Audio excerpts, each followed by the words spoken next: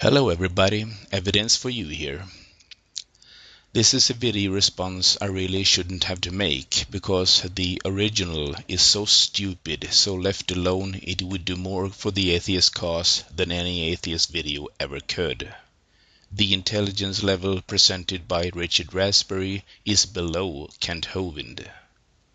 However, the stupidity presented in this video is so severe, I just have to share it with you all so you don't miss it. The video is called The Stupidity of Atheism, Part 1, Cliffjumper 24. It seems, unfortunately, we will be hearing more of this nonsense. The video is presented with the following text. Once again, we see atheists trying to redefine nothing in attempt to make their religion sound less stupid. Nothing is surrounded with asterisk instead of parentheses or quotation marks, so you wonder if it has been written by a 12-year-old. And Richard also believes that atheism is a religion, which confirms that he actually is 12 years old. Apparently, Richard Raspberry doesn't know the difference between A, something being empty, like an empty glass or a bottle, and B, something containing nothing, that is, no vacuum, no string particles, just nothing. And C, absolutely nothing at all, that is, something that doesn't even exist, like your God, Richard. The problem with the last one is that science cannot examine absolutely nothing. There is no test we can do to affect nothing at all. We actually don't have a good concept of it. Please allow me to do this the easy way and let Lawrence Krauss explain this to Richard, since he apparently is too lazy to Google for answers before making stupid videos. When you think about nothing, you have to be a little more careful than you normally are because, in fact, nothing is a physical concept because it's the absence of something, and something is a physical concept.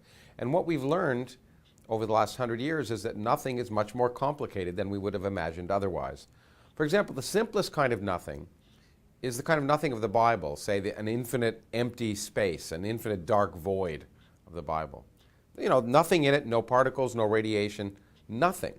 Well, that kind of nothing turns out to be full of stuff in a way, or at least much more complicated than you might have imagined, because due to the laws of quantum mechanics and relativity, we now know that empty space is a boiling, bubbling brew of virtual particles that are popping in and out of existence at every moment. And in fact, for that kind of nothing, if you wait long enough, you're guaranteed by the laws of quantum mechanics to produce something.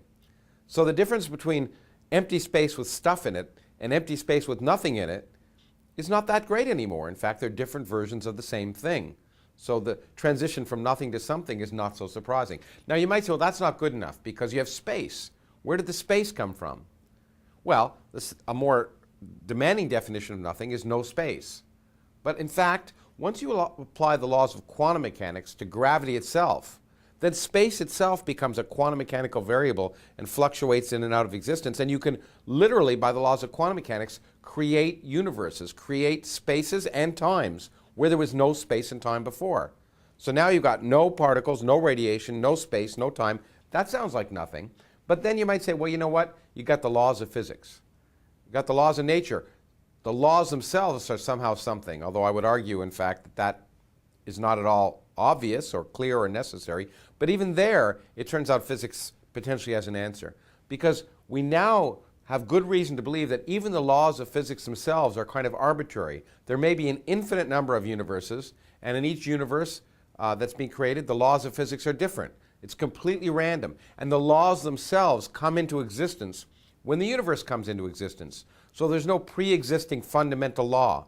Anything that can happen does happen. And therefore you got no laws, no space, no time, no particles, no radiation. That's a pretty good definition of nothing. That's all, folks. Take care.